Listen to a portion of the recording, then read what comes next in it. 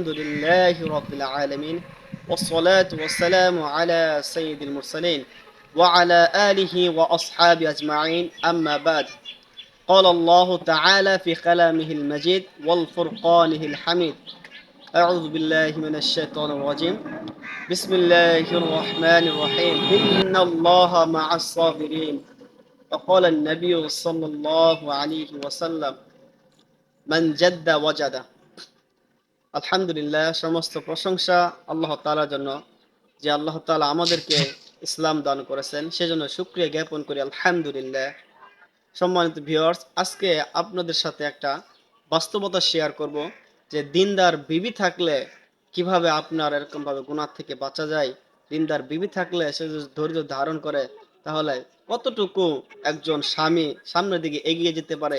একজন police officer এবং তার সৎ ওয়াইফ, সে সম্পর্কে একটি ঘটনা আপনাদের সামনে আমি তুলে ধরবো, যেটা বাস্তবতা আমি শুনেছি তার মুখ থেকেই। যার ঘটনাটা বলতেছি সেই আমাকে বলেছে, এবং সে একজন পুলিশ অফিসার ইনচার্জ পদবিতে আছেন। আলহামদুলিল্লাহ, যখন দেখবেন সরকারি যারা চাকরি করে, বিশেষ করে ডিফেন্সে, তাদের একটা জিপিএ একটা থাকে, ফান্ড থাকে, যেখানে মাসিক একটা অর্থ এরকম ভাবে জমা করা যায়। তো সেই পুলিশ অফিসারটা এরকম ভাবে জিপিএ ফান্ডে সে প্রত্যেক মাসে এরকম ভাবে 500 টাকা করে এরকম ভাবে জমাতো, যেটা পরবর্তীতে দেখা গেছে সুদ সহ।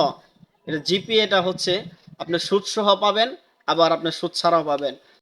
যখন জিপিএ ফান্ড থেকে টাকা উত্তোলন করাতে গেছে সেই পুলিশ অফিসার, তিনি দেখলেন যে সুদ সহ নেবেন নাকি সুদ ছাড়া নেবেন, দুইটা অপশন আছে। তো দেখুন, একটা পুলিশ অফিসার হইলে সে দিনদার, কতটুকু দিনদার হইলে সে টাকাটা এরকম ভাবে সুদ ছাড়া তুলতে পারে। যখন তিনি এরকম ভাবে টিক দিলেন যে আমি সুদ ছাড়া জিপিএ গুলো তুলবো, মানে টাকাগুলো তুলবো, তখন তিনি দেখতে পেলেন যে প্রায় 4 লক্ষ টাকা তার অ্যাকাউন্ট থেকে চলে গেছে। অর্থাৎ যে টাকা তিনি জমিয়েছিল সেই টাকাগুলো সুদ হয়ে 4 লক্ষ টাকা এরকম ভাবে বৃদ্ধি পেয়েছিল, কিন্তু সে ওই টাকা নেয় নেই। তাকে সরকার থেকে এরকম ভাবে জোরাজুরি করা হয়েছে যে আপনি আপনার টাকাগুলো আপনি নিয়ে নেন, তাকে জোরাজুরি করা হয়েছে, কিন্তু তিনি সেই টাকা এরকম ভাবে গ্রহণ করে নাই। দেখুন, দিনদার বিবি, তার ঘরে ছিল দিনদার বিবি, তার বিবি বাচ্চা সকলে তাকে বলেছিল, দেখুন আপনি আমাদের ভরণ পোষণ করার দায়িত্ব পালন করবেন, কিন্তু আপনি যে সুদ খায়া এরকম ঘুষ খায়া আমাদেরকে ভরণ পোষণ করবেন, এর দায়িত্ব কিন্তু আমরা নেব না। যেহেতু আমার পাপের ভার আমার বিবি নিবে না, তাহলে আমি কেন এরকম ভাবে ঘুষ খাবো, আমি কেন এরকম ভাবে অন্যায় অপরাধের টাকাগুলো নিয়ে আমি ভালোভাবে চলবো। যাদের জন্য চলবো তারাই তো আমার এরকম ভাবে চাইতেছে না যে আমি ঘুষ খাই। তাহলে দেখুন, ঘর থেকে সাপোর্ট দিল যে আপনি অফিসার হওয়া সত্ত্বেও আপনি কি করবেন না, এরকম ভাবে ঘুষ খাবেন না। দিনদার বিবি একটা জীবনকে পরিবর্তন করতে পারে। দিনদার বিবি পারে এরকম ভাবে একজন পুলিশ অফিসারকে ভালো পথে নিয়ে আসতে। দেখুন, আমরা স্বাভাবিকভাবে ঢালাওভাবে পুলিশদেরকে আমরা এরকম ভাবে কি করে দোষারোপ করি, ঢালাওভাবে আমরা দোষারোপ করি যে না পুলিশরা ভালো নাই, পুলিশটা এরকম ভাবে ঘুষ খায়, অন্যায় অপরাধীদেরকে টাকার বিনিময়ে ছেড়ে দেয়। কিন্তু আসলে এটা সকল পুলিশে একরকম না, ভালো আছে মন্দ আছে, কিন্তু আমরা মন্দটাকে বেশি দেখি, হ্যাঁ, ভালোটাকে আমরা কম প্রাধান্য দেই। এজন্য সব জায়গাতে এরকম ভাবে ভালো খারাপ উভয়ই আছে। কিন্তু তার জীবনেও আমাকে বলল যে যখন সে এরকম ভাবে বিবাহ করে, তখন তার যে সম্বন্ধী ছিল সে ছিল একজন কাস্টম অফিসার।